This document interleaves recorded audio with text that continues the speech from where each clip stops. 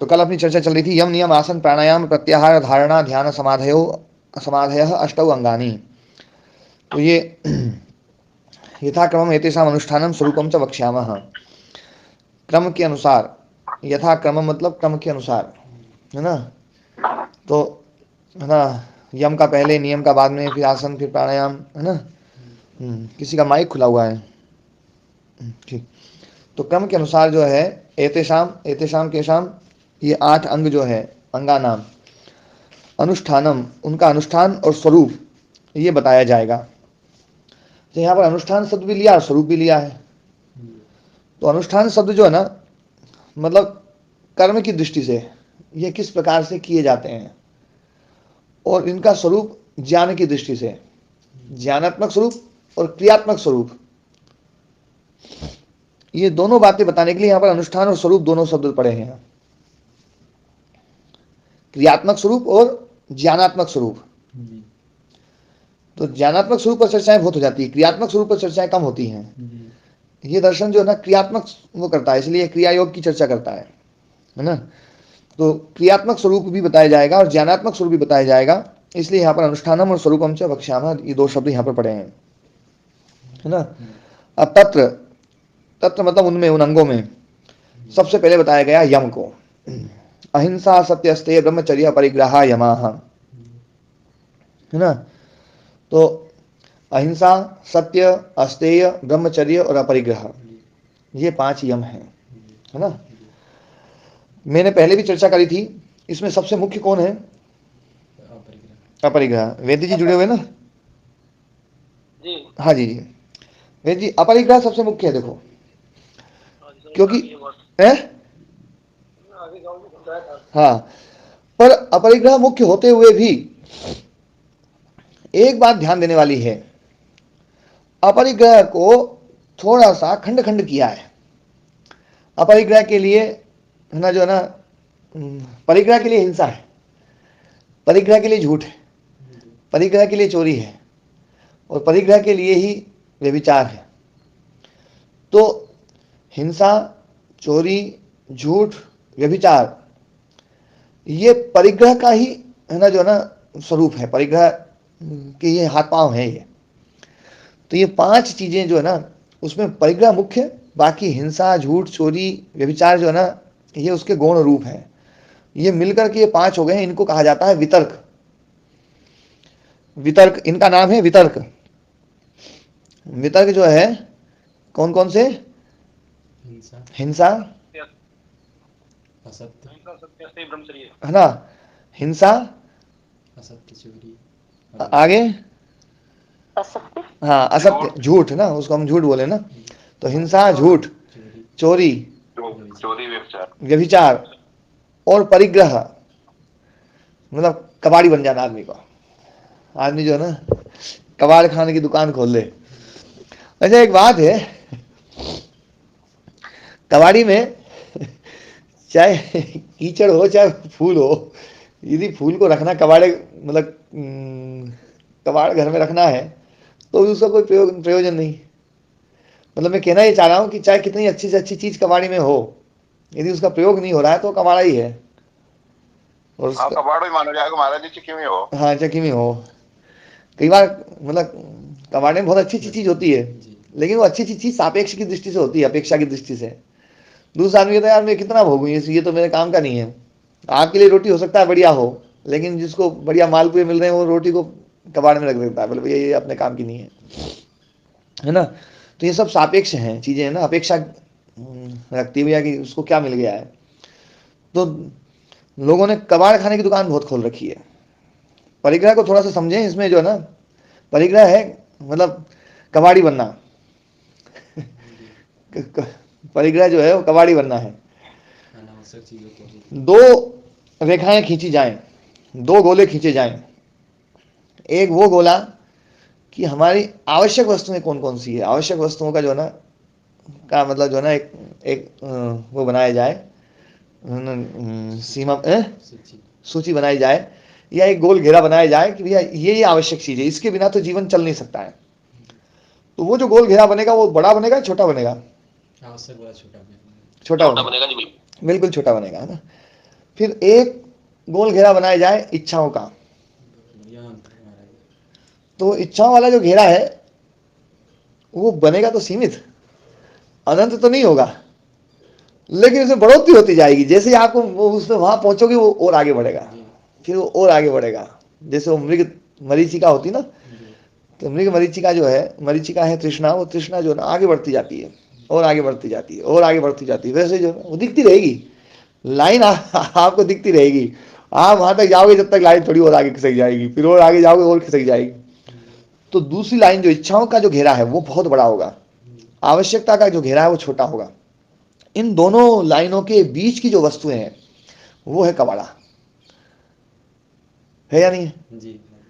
आवश्यक वस्तुओं का घेरा और इच्छाओं का जो घेरा है, इन दोनों के बीच में जो भी चीजें हैं वो सारी की सारी कबाड़ा है, और उन वस्तुओं का संग्रह ही परिग्रह है ना। जो आवश्यक है उस वस्तु को तो इकट्ठा करना ही पड़ेगा। परिग्रह का मतलब संग्रह नहीं है।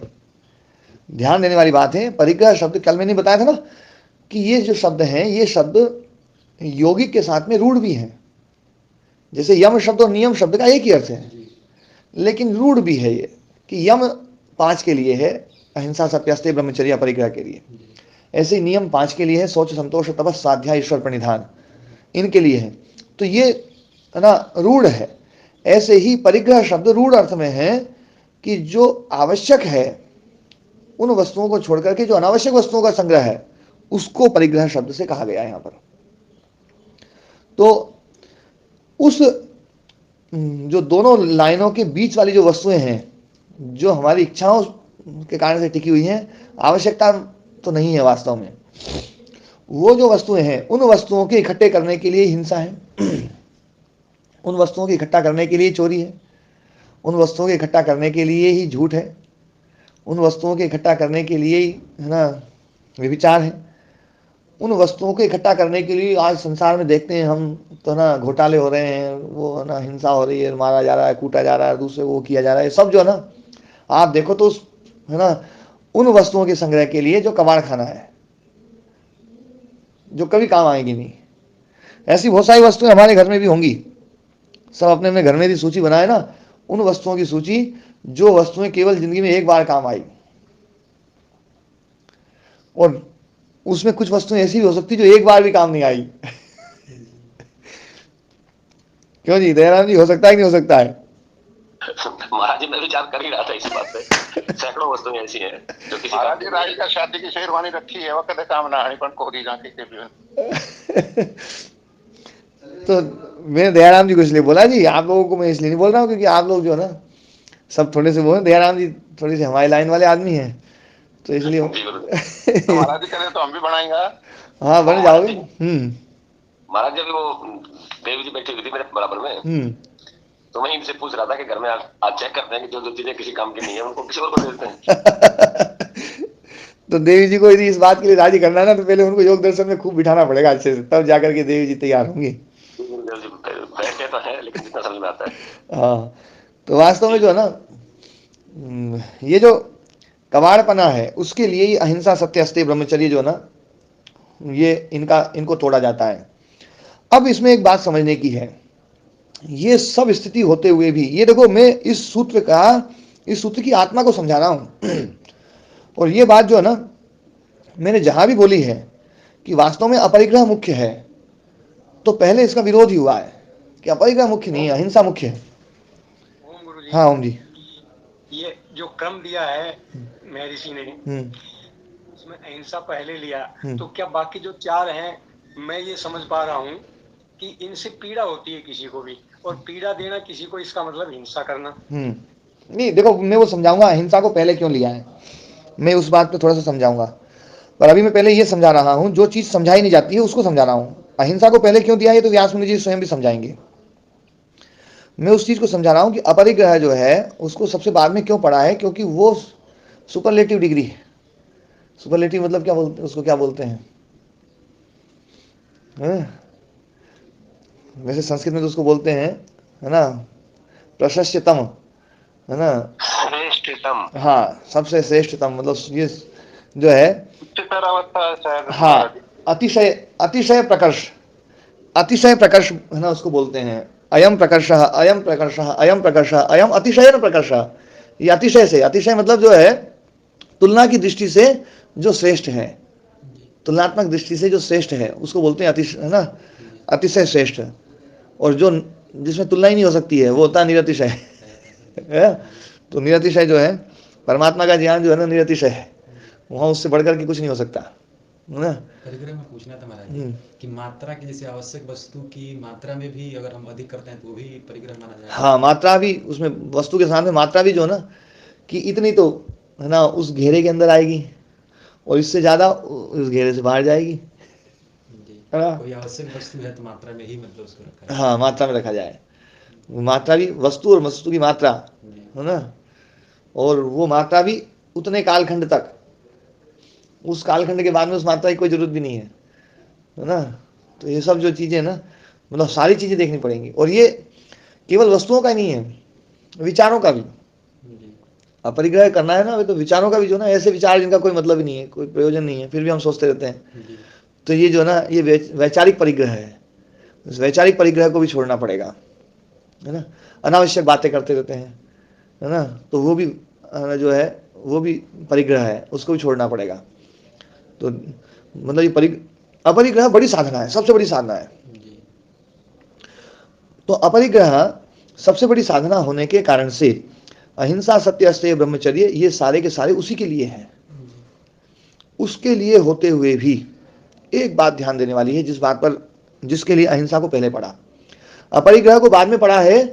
तो ना जो है ना भाष्य का मतलब सूत्रकार जो है महर्षि पतंजलि ऋषि, वो बाद में जिन चीजों को पढ़ते हैं वो मुख्य होती हैं, ऐसा भी इनका क्रम देखा जाता है ना। धारणा, ध्यान, समाधि, तपस, स्वाध्याय, ईश्वर प्रणिधान, या फिर यम, नियम, आसन, प्राणायाम, प्रत्याहार, धारणा, ध्यान, समाधि। समाधि इसमें सबसे बाद में ली गई, है ना। तो मतलब जो है जैसे 5 भूमि बताई, क्षिप्त, मूढ़, विक्षिप्त, एकाग्र, निरुद्ध। तो निरुद्ध सबसे श्रेष्ठ है ना, तो उसको सबसे बाद में पढ़ा। तो है ना, कई बार जो चीज मुख्य उसको पहले पढ़ देते हैं। तो दोनों प्रकार का क्रम है। तो कोई ये कहे कि अहिंसा पहले पढ़ी है इसलिए अहिंसा मुख्य है, तो ये बात गलत है ना। अपरिग्रह मुख्य है यहाँ पर, क्योंकि अपरिग्रह के लिए ये सब है, और परिग्रह के लिए हिंसा होती है, परिग्रह के लिए झूठ है, परिग्रह के लिए चोरी है, परिग्रह के लिए व्यभिचार है। तो ये बात समझिए। अब अहिंसा को थोड़ा सा समझो। अहिंसा को इसमें इसलिए पहले पढ़ना पड़ा कि अगली जो 4 चीजें हैं उसमें अपरिग्रह को छोड़ करके बाकी, है ना, जो है सत्य, अस्तेय और ब्रह्मचर्य, इसमें ये जो चीजें हैं ये अहिंसा मूलक होनी चाहिए। सत्य हो तो सत्य अहिंसा मूलक हो, हिंसा मूलक सत्य की श्रेणी में नहीं रखा जा सकता। मैंने पहले भी चर्चा करी थी, मैं फिर चर्चा कर रहा हूं कि ये जो अर्पित जी जुड़े हुए हैं क्या? अर्पित जी नहीं जुड़े हैं, सत्य और तथ्यता की बात है ना। मैंने पहले चर्चा करी थी कि एक होता है सत्य और एक होता है तथ्य। सत्य और तथ्य, तो तथ्य में हिंसा हो सकती है, तथ्य में हिंसा हो सकती है ना। अब कोई आदमी अंधा है तो उसको अंधा बोलना तो तथ्य है ही, लेकिन सत्य नहीं है, क्योंकि हिंसा है। सत्य बिल्कुल अहिंसक होगा। जो लोग ये कहते हैं कि सत्य कड़वा होता है, वो, है ना, ये बात गलत है। वो ये तो बोल सकते हैं कि तथ्य कड़वा होता है। सत्य कड़वा होते ही सत्य खत्म, क्योंकि कड़वा होते ही हिंसा शुरू, हिंसा होते ही सत्यता खत्म। ये बात यहां पर व्यास मुनि जी बिल्कुल स्पष्ट रूप से बोलेंगे। इस पर सभी साधक ध्यान दें, क्योंकि हम जो है कई बार ऐसा लगता है कि जब तक दूसरे को सही से चुभ न जाए ना, तब तक अपना सच भी सच क्या है। 24 कैरेट सच तो वही है जब बिल्कुल एकदम दिल में आर पार हो जाएगा तब जो है 24 कैरेट वो है सच, है ना। तो 24 कैरेट सच जो है ना, वास्तव में 24 कैरेट सत्य तो ऐसा होगा जिसमें सब तरफ से चाशनी टपक रही होगी, है ना। सब तरफ से, किधर से भी खाओ उधर से मीठा ही मीठा वही सत्य है। नहीं तो सत्य की जगह पर वो असत्य हो जाएगा। यत जीव हितमित्यर्थम तत् सत्यम इतरद मृषा। जो जीवों के कल्याण के लिए है वही सत्य है, जो प्रिय है वही सत्य है। सत्यम ब्रूयात प्रियम ब्रूयात, वही प्रिय, जो प्रिय है वही सत्य है, उसी को बोलने का विधान है। अप्रिय सत्य को बोलने का विधान नहीं है, क्योंकि अप्रिय सत्य वास्तव में सत्य नहीं है, वो तथ्य है। और ये बात व्यास मुनि जी इस बात को बोलेंगे। तो जिस सत्य में हिंसा न हो, अहिंसक हो, वो ही सत्य हो, इस बात को कहने के लिए अहिंसा शब्द को पहले पढ़ा है। इसलिए अहिंसा मूलक होने चाहिए। यम नियम आगे जो बताए जाएंगे वो सारे के सारे अहिंसा मूलक होने चाहिए। ठीक है, ये अपरिग्रह का एक भाग है अहिंसा, लेकिन ये ऐसा भाग है जो हर भाग में व्याप्त होगा, हर भाग में व्याप्त होगा। उस हर भाग से यदि उसको निकाल दिया जाए तो मतलब चीज नहीं चलेगी। जैसे गाड़ी में बहुत सारे पार्ट ऐसे होते हैं जिन पार्टों की जरूरत कभी कभी पड़ती है, हमेशा नहीं पड़ती है, लेकिन कुछ पार्ट ऐसे जिनके बिना गाड़ी का अस्तित्व ही खत्म है ना। जिस मतलब उन पार्टों के बिना गाड़ी काम की नहीं है। आप लाइट बंद कर दोगे तो लाइट नहीं रहेगी, तो आप दिन में चल लोगे गाड़ी में, है ना। लेकिन गाड़ी में इंजन ही ना हो तो गाड़ी किस काम की, या गाड़ी में तेल ना हो। ऐसे बहुत सारे उपकरण हैं जो बहुत ज्यादा आवश्यक हैं। अच्छा, पहिए ही ना हो, पहिया ना तो भी मामला क्या है, मतलब जो ना, तो ऐसे कुछ उपकरण ऐसे हैं जो बहुत जरूरी हैं। ऐसे ही अहिंसा वास्तव में अपरिग्रह का एक भाग होते हुए भी अहिंसा एक ऐसा भाग है जो हर भाग में व्याप्त होना चाहिए। यदि हर भाग में व्याप्त नहीं है तो वो जो भाग है, चाहे वो सत्य का हो, चाहे वो अस्तेय का हो, चाहे वो ब्रह्मचर्य का हो, चाहे वो अपरिग्रह का हो, कोई भी हो, और चाहे सोच संतोष तपस स्वाध्याय ईश्वर प्रणिधान हो, सब में अहिंसा जरूरी है। यदि अहिंसा नहीं रही तो वो भाग इसमें से निकाल करके अलग कर दिया जाएगा, भैया ये यम नियम में नहीं गिना जाएगा। इसलिए यहां पर अहिंसा शब्द को पहले पढ़ा है ना। तो अपरिग्रह को बाद में पढ़ने का प्रयोजन भी है ना समझना है, और अहिंसा को पहले पढ़ने का प्रयोजन भी हमें समझना है।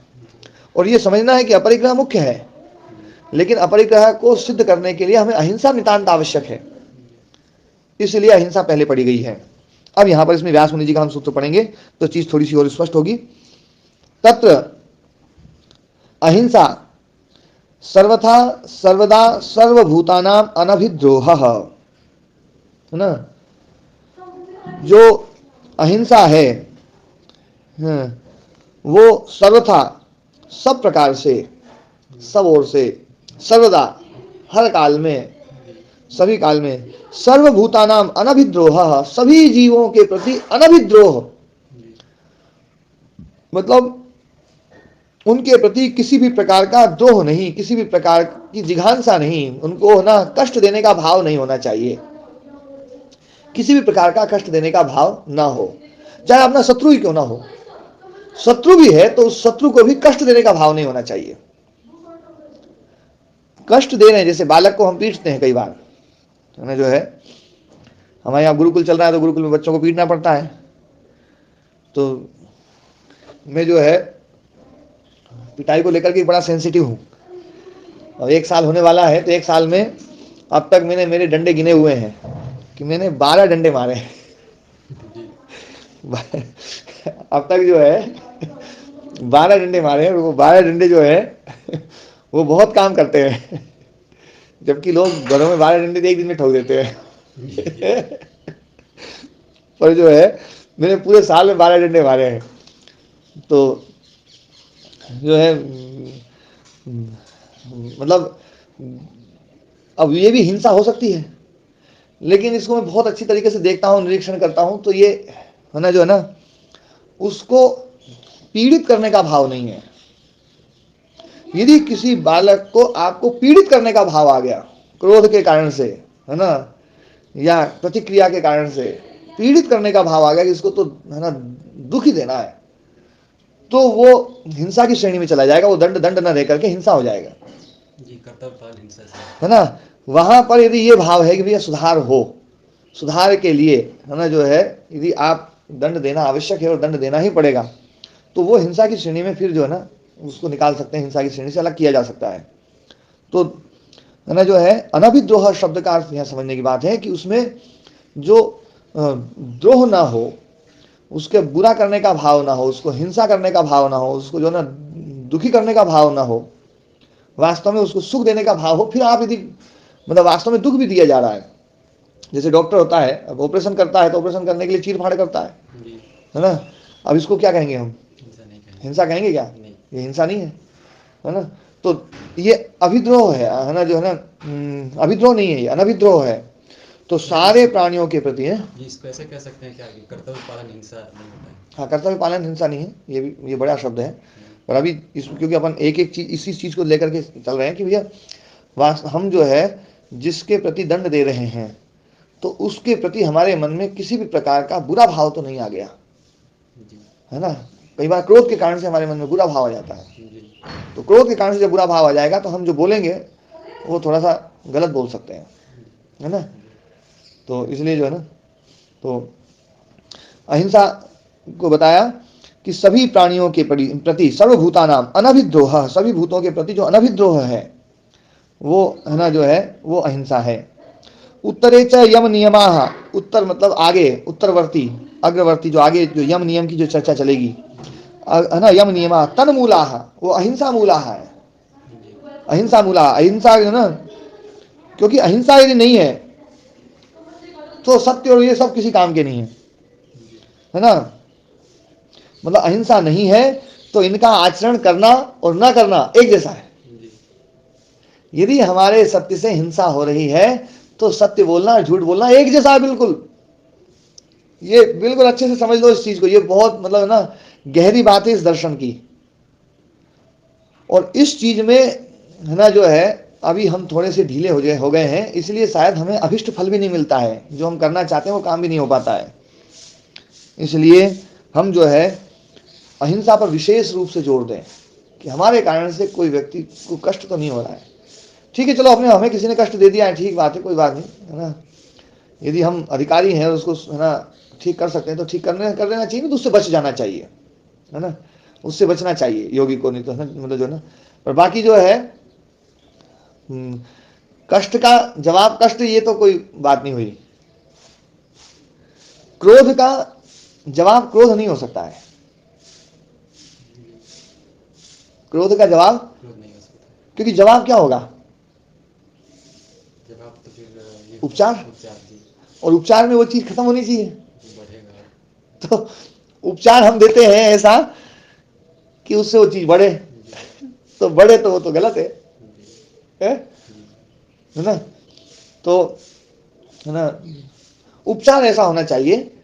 महाराज जी, फिर तो उपचार करने के स्थान पर हम रोगों को बढ़ा रहे हैं। हाँ, रोग को बढ़ा रहे हैं। तो इसलिए क्रोध का उपचार क्रोध नहीं है, ये बिल्कुल पते की बात है, इसको है ना समझ लो भले, जो है ना क्रोध का उपचार क्रोध नहीं है, लोभ का उपचार लोभ नहीं है ना। किसी ने आपको गलत बोल दिया तो उसका उपचार आप उसको गलत बोलते हुए नहीं है। कुत्ते ने आपको काट लिया तो आप कुत्ते को काट लें, ये उपचार नहीं है ना। अच्छा, ये तो बिल्कुल समझ में जाता है।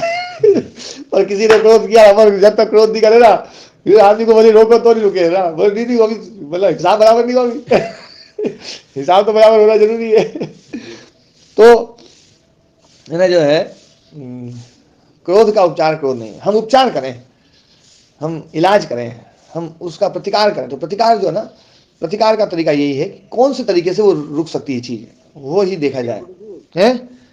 गृहस्थ में तो क्रोध भी जरूरी है, और कहते हैं कुछ ज्ञानी लोग कि जिसको क्रोध नहीं आता वो मर्द ही नहीं है। तो देखो क्रोध जरूरी है। मैंने तो आज तक अपने जीवन में कहीं पर भी एक भी ऐसा प्रसंग नहीं देखा कि है ना कि क्रोध से जरूरी काम हो गया हो कोई। क्रोध से गुरुजी कभी कोई समस्या हल होती देखी नहीं जाती। हाँ जी, है ना।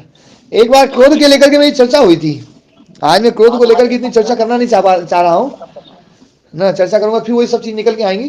तो जिस दिन मैंने क्रोध के बारे में चर्चा करी थी वो तारीख जरूर बताना, तो उस तारीख का जो है ना रिकॉर्डिंग जो है एक बार कुछ साधकों को भेजनी भी है। उसके बाद हमको क्रोध नहीं आया, और क्रोध कोई समाधान नहीं है, हमने मान लिया, और हमसे तो कभी क्रोध होता है। जी जी जी, एक तो हमारे भेजने गुरुदेव सबसे पहला, एक तो हमारे भेजनी है सबसे पहला, ठीक है ना। हाँ, तो खेती और गृहस्थी में क्रोध आते ही आता है गुरुदेव, क्या करें इसके लिए। हाँ, तो ये तो जो ना हमारा दुरभ्यास हो गया है, बाकी नहीं तो ना जो है बिना क्रोध में। 20 दिसंबर की है शायद ना, मैं वक्त देख लूंगी। 20 हाँ दिसंबर की है, ठीक है ना। किसी को खुद ही चाहिए। वो भी एक बार 3 चीज बताई थी कि बिना क्रोध के भी काम चल सकता है, क्रोध कोई समाधान नहीं है, और अगर क्रोध आता है तो इसका मतलब हमारे पास कोई और विकल्प नहीं है। ये हाँ, बहुत बढ़िया चीज। और कोई उपाय मतलब हमारे पास उस समस्या का समाधान करने का उपाय सब खत्म है ना। हमने अपने आप को असहाय होने का सर्टिफिकेट दे दिया। जी गुरुजी जी, मैं स्वीकार करता हूँ मैं क्रोधी हूँ। पर अभी है ना जो है ना आपका क्रोध काफी कम है, पर हाँ और खत्म किया जा सकता है, समय ही है थोड़ा थोड़ा, तो मुझ में भी हो सकता है ना जो ना उसको ही खत्म करना है। तो अपनी एक नीतू बहन जी सही कह रही है, 20 तारीख की जो 20 दिसंबर की जो ऑडियो रिकॉर्डिंग है उसमें मिल जाए। हाँ क्रोध सत्य और तथ्य। अच्छा, और एक जो ना वो सुख और दुख को लेकर की भी चर्चा है एक बार। आदि स्वामी जो मेरे पास नोट है, मैं निकाल के उसमें डाल दूंगा ग्रुप में, उसमें जो हमारा सहपाठी ग्रुप है। जी हाँ, मेरे को भेज देना, तो मेरे को भेजेंगे फिर मैं जो ना वो निकाल करके। जी तो अपनी चर्चा चल रही थी कि अहिंसा मतलब जो ना, यदि अहिंसा नहीं है तो उत्तरवर्ती जो यम नियम है वो पालन किए और ना किए एक जैसे हैं। आपने परिग्रह भी कर रखा है ना, मतलब अपरिग्रह भी कर रखा है, लेकिन आप हिंसा कर रहे हैं तो उस अपरिग्रह का कोई मतलब नहीं है। तो अहिंसा जो ना इतनी व्यापक है, इसलिए अहिंसा को यहाँ पर पहले पढ़ा है। अच्छा, कई लोग ये सोच होंगे, बोले गुरुजी जब अपरिग्रह की बात कर रहे थे तो अपरिग्रह को बिल्कुल ऊपर सबसे ऊपर ना पहुंचा दिया अहिंसा की बात करी तो अहिंसा को सबसे ऊपर पहुंचा दिया, पर सभी ऊपर है, इसमें तो कोई भी चीज ना नीचे और ऊपर नहीं, सब ऊपर है। लेकिन अहिंसा जो है ये एक ऐसी चीज है जो सब में आवश्यक है, अत्यंत आवश्यक है ना। इसलिए कहा गया है उत्तरे च यम नियमाः, उत्तर में जो यम नियम है, तन मूलाः, वो है ना जो है अहिंसा मूलाः, अहिंसा मूल में है जिनके, ऐसे है वो। तत्सिद्धि परतया, उस अहिंसा की सिद्धि है ना के द्वारा, अहिंसा की सिद्धि के द्वारा, अहिंसा ही सिद्धि है प्रधान जिसमें, अहिंसा की सिद्धि है प्रधान जिसमें, अहिंसा सिद्धि है वो परा प्रधाना ये शांते, ऐसा है ना जो ना विग्रह कर सकते हैं। या फिर ना अहिंसा सिद्धि, और अहिंसा सिद्धि को सिद्धि जिसमें मुख्य रूप से हेतु बनता है, ऐसी जो ना ऐसे यम नियम तब प्रतिपादनाय, उस है ना अहिंसा के प्रतिपादन के लिए, अहिंसा की सिद्धि के लिए, अहिंसा को सिद्ध करने के लिए, अहिंसा को आत्मसात करने के लिए ही प्रतिपाद्यन्ते, वो यम नियम आगे जो पढ़ाए गए हैं वो अहिंसा को बिल्कुल दृढ़ करने के लिए कि अहिंसा कहाँ कहाँ नहीं करनी, हिंसा कहाँ कहाँ नहीं करनी है। तो हिंसा सच बोलने में भी हिंसा नहीं करनी है ना अस्तेय में भी हिंसा नहीं होनी चाहिए। आप चोरी तो नहीं कर रहे हैं पर हिंसा भी नहीं होनी चाहिए। यदि हिंसा हो रही है और अस्तेय है तो कोई मतलब नहीं है ना। आप ब्रह्मचारी हो, हिंसा हो रही है तो कोई मतलब नहीं है। आप अपरिग्रही हैं लेकिन आप हिंसा हो रही है तो अपरिग्रह का कोई मतलब नहीं। आप सोच का ध्यान रख रहे हैं लेकिन हिंसा हो रही है तो कोई मतलब नहीं है। आप है ना संतोष कर रहे हैं लेकिन हिंसा हो रही है तो कोई मतलब नहीं संतोष का। तब स्वाध्याय ईश्वर प्रणिधान, सब में ये नियम लागू होगा। इसलिए हाँ जी, तो हाँ आवाज संतोष मुनि जी आपका माइक खुला हुआ है। तो है ना उस अहिंसा के प्रतिपादन के लिए, अहिंसा की निष्पत्ति के लिए, अहिंसा को पूरा करने के लिए ही प्रतिपाद्यन्ते आगे पढ़े जाएंगे। तद अवधात रूप करणाय, है ना अवधात रूप करणाय एव उपादीयन्ते। तो है ना तद अवधात रूप करणाय, है ना तस्य अवधात रूपम तद अवधात रूपम, उस अहिंसा का जो अवधात रूप है, अवधात रूप का मतलब होता है निर्मल रूप, मल रहित रूप, बिल्कुल शुद्ध रूप, बिल्कुल उज्जवल रूप। अवधात शब्द जो है वो निर्मल के लिए आता है। अवधातम मुखम, निर्मल मुख है, शुद्ध मुख है ना। अवधातम मुखम, अवधातम और अवत्तम दो रूप बनते हैं। तो है ना उस अहिंसा के अवधात रूप करना है, अवधात रूप करने के लिए, शुद्ध रूप करने के लिए, मतलब अहिंसा को बिल्कुल शुद्ध करना है, अहिंसा को बिल्कुल शुद्ध करना है ना। इसलिए ही आगे वाले जो है यम नियम वो पड़े हुए हैं। तथा चोक्तम, ऐसा कहा भी गया है, न खलु अयम ब्राह्मणो यथा यथा व्रतानि बहुनि समादित सते तथा तथा प्रमाद कृतेभ्यः हिंसा निदानेभ्यः निवर्तमानः ताम एव अवदात रूपाम अहिंसाम करोति इति, है ना। अहिंसा में बिंदी लगा लो, अहिंसा इसमें कैसा है,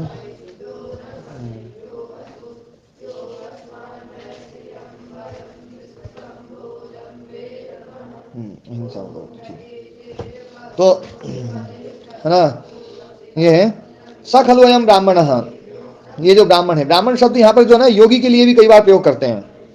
ध्यान देने वाली बात है, व्यास मुनि जी ब्राह्मण शब्द का प्रयोग योगी के लिए, ब्राह्मण शब्द का प्रयोग ब्रह्मविद, है ना, ब्रह्मवेत्ता के लिए, है ना, उसके लिए ब्राह्मण शब्द का प्रयोग करते हैं। तो स खलु अयम ब्राह्मण, वो जो ब्राह्मण है, जो योगी है, यथा यथा व्रतानि बहुनी समादित सते, जिस जिस प्रकार से व्रतों को, बहुत सारे व्रतों को समादित सते मतलब समादातुम इच्छति, उनका अनुष्ठान करना चाहता है, तो तथा तथा, तो वैसे वैसे प्रमाद कृतेभ्य, प्रमाद के द्वारा, प्रमाद है लोभ, है ना, क्रोध लोभ और मोह, क्रोध लोभ और मोह, ये है प्रमाद, मतलब इनका नाम प्रमाद है। क्या गजब की बात बोली। यदि क्रोध आ रहा है तो मतलब प्रमादी है आदमी, लोभ आ रहा है तो प्रमादी है, और मोह आ रहा है तो प्रमादी है। महाराज जी यहाँ प्रमाद इस रूप में बोला जा रहा है कि हम अपने आत्म स्वरूप को भूल रहे हैं। हाँ, मतलब जो ना प्रमाद शब्द जो ना, क्रोध लोभ और मोह, ये तीन के लिए प्रमाद शब्द जो ना एक, है ना, रूढ़ अर्थ में है। ये बहुत, है ना, गहरी बात बता रहा हूँ। ये मतलब जो ना प्रमाद शब्द प्राचीन काल में क्रोध लोभ और मोह, इन तीनों को कहा जाता था, है ना, क्योंकि मोह का ही रूप है काम, मोह का रूप काम है ना। और ये जो, है ना, काम क्रोध लोभ, इनको त्रिविधम नरकस्येदम द्वारम नाशनम आत्मनः, कामः क्रोधः तथा लोभः तस्मात् एतत्त्रयम् व्रजेत्, ये तीन नरक के द्वार हैं, है ना। तो है ना, जो है प्रमाद कृतेभ्यः, प्रमाद से पैदा हुए, हिंसा निदानेभ्यः, हिंसा कारण है जिसमें ऐसे कर्म जो प्रमाद के द्वारा, मतलब काम क्रोध लोभ के द्वारा किए हुए हैं, और जिसमें हिंसा मुख्य कारण बन रही है, ऐसे सारे कर्मों से निवर्तमान, उससे जो निवृत्त हुआ है, वो जो ब्राह्मण जो व्रतों का अनुष्ठान करना चाहता है, वो हिंसा मूल में है, जिनके ऐसे प्रमादकृत कर्म जो हैं, उन कर्मों से निवृत्त हो गया है, उससे हट गया है, हिंसा से बिल्कुल निवृत्त हो गया है, वो निवर्तमान ताम एव अवदात रूपाम अहिंसाम करोति, तब वो उस अहिंसा को अवदात रूप करता है, अहिंसा को शुद्ध रूप करता है, जब वो काम क्रोध लोभ रहित हो जाए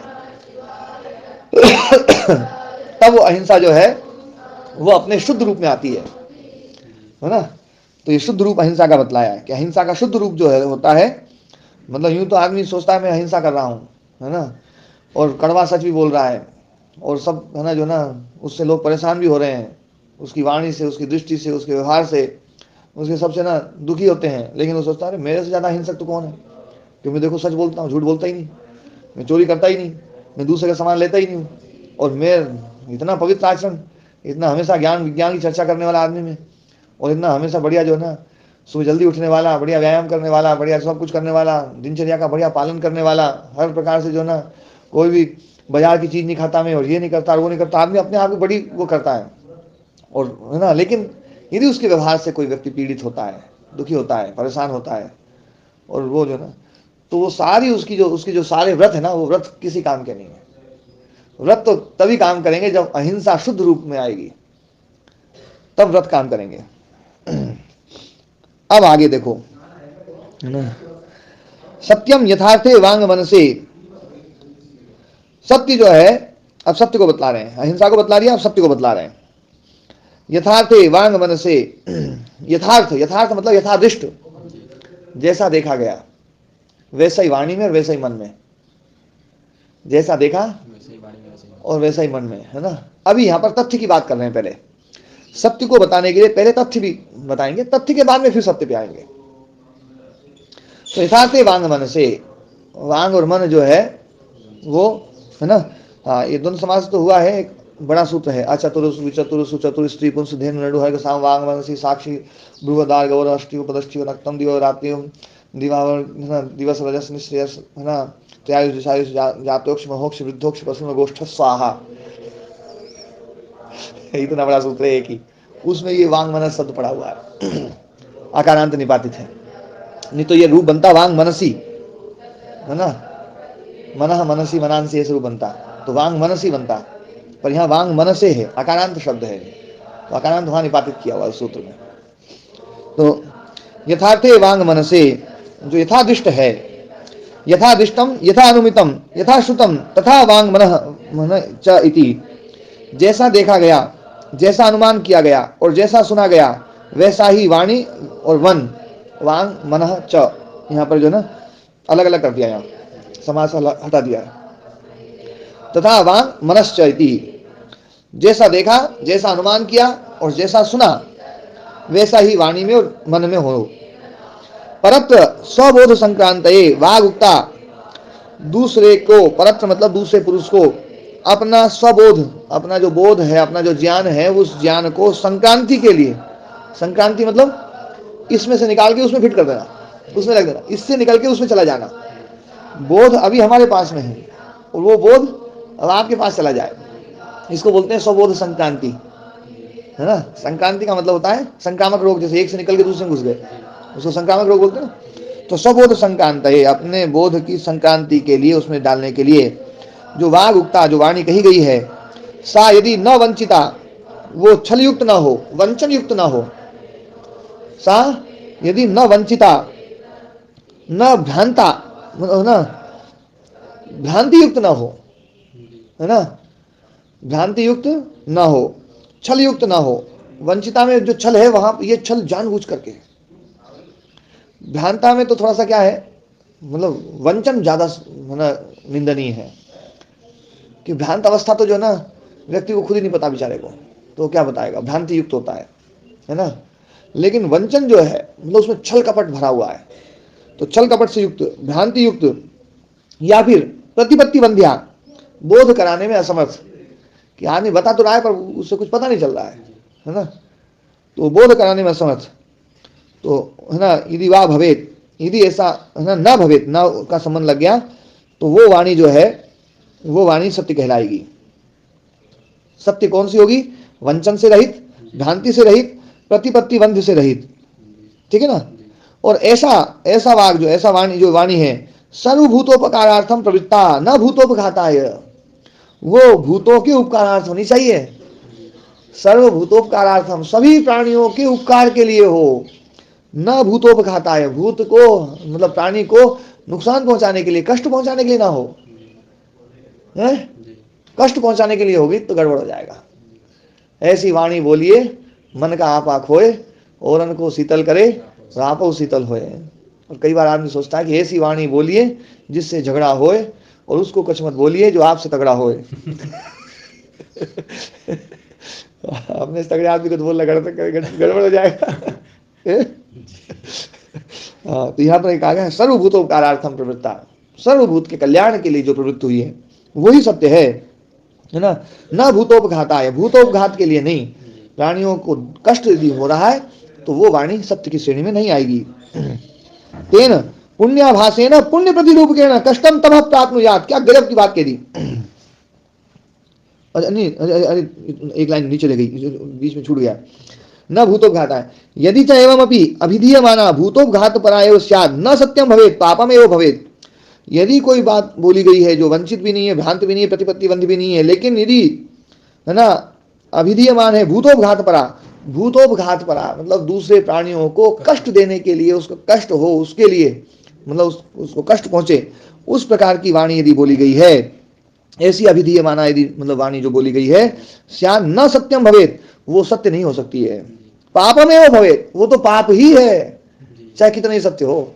बिल्कुल मतलब ना यथादृष्ट है, यथाश्रुत है, यथानुमित है, जैसा सुना है, जैसा अनुमान किया है, जैसा देखा है वैसी बोलिए, और बिल्कुल भ्रांति युक्त रहित है, छल रहित है, सब कुछ रहित है, लेकिन फिर भी जो ना यदि वो कष्ट के लिए बोली गई है तो वो पाप है, सत्य नहीं है। बिल्कुल साफ साफ बोल दिया है ना। सत्यम न सत्यम भवेत्, वो सत्य नहीं है, पापमेव भवेत्, वो पाप ही है। लेकिन वो पाप होने पर भी दिखती कैसी है, तेन पुण्याभासेन पुण्य प्रतिरूपकेण, वो दिखती ऐसी है जैसे पुण्य रूप है, पुण्य नहीं है, पुण्य का आभास है। इसको कहा है पुण्याभास। पुण्याभास को सही से समझ लो जी। पुण्याभास का मतलब होता है जो पुण्य नहीं है लेकिन पुण्य जैसी दिखती है। अपने को लगता है अपन तो सबसे ज्यादा पुण्य कर रहे हैं, बिल्कुल सही सही बता रहे हैं, है ना, बिल्कुल एकदम, है ना, ऐसी बिल्कुल कोई लाग लपेट ही नहीं है बोले। आदमी जब कड़वे सच बोलता है तो कड़वे सच की महिमा मंडन बड़ा जबरदस्त करता है। बिल्कुल कोई लाग लपेट नहीं है, बिल्कुल सीधी सीधी बोली मैंने तो, है ना, मतलब घुमा फिरा के नहीं बोली मैंने, और बिल्कुल एकदम सीधी ठोकी बोले, है ना। आदमी चाहे बुरी भले बुरी लगे पर बिल्कुल एकदम सही बोली है, हितकारी है बोले, है?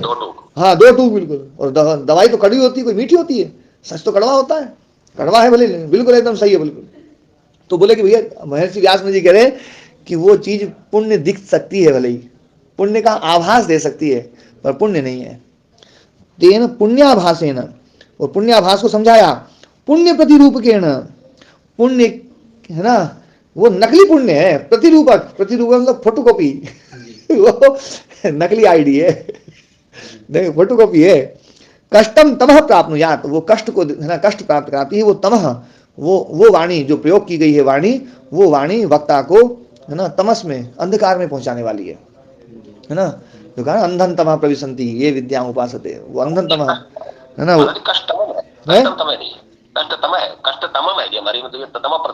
अच्छा, है ना। यहाँ पर जो ना कष्टम तमह प्राप्नुयात अलग अलग है, मैं और देखता हूँ, मिस्टेक हो सकता है। हाँ, तो कष्टतमम भी हो जाएगा, तो वहां पर कष्टतमम का मतलब है भयंकर कष्ट, है ना। और कष्टम और तमह दोनों को अलग अलग कर दें तो, है ना, अलग अलग हो जाएगी। अब मैं देखो पहले जो ना आप लोगों ने देख लिया है ना, जो है कष्टतमम प्राप्नुयात, है ना। मैं अभी इसमें देखता हूँ तत्वशारदी में क्या है।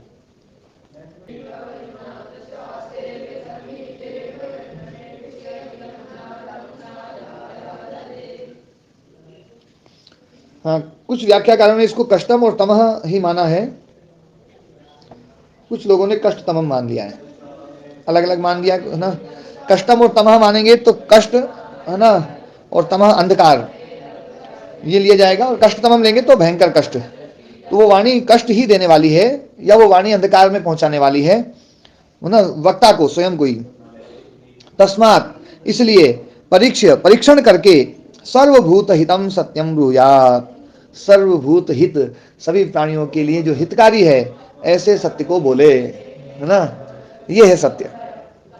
तो ये सत्य तक अपनी व्याख्या हो गई है, और काफी, है ना, जो है, तो सत्य को लेकर के हम थोड़े से और जागरूक हो जाएं तो शायद ज़्यादा अच्छा रहेगा। और कड़वा तो बिल्कुल ना बोलें, कठोर बिल्कुल ना बोलें। कठोर जो ना, वास्तव में इसको पाप कहा है। कठोर वाणी जो है ना, वो सत्य की श्रेणी में नहीं आएगी, वो पाप है, वो अंधकार में ले जाने वाली है जी। महाराज बासमती में भी यही लिखा है, कष्टम कष्टम तमः। हाँ, कष्टम तमः वही है, कष्ट बहुलम नित्यम प्राप्नुयात्। जी जी, ठीक है ना। तो आज पाठ को ही विराम दें, ठीक, हाँ ठीक, ओम नमस्ते सभी को नमस्ते।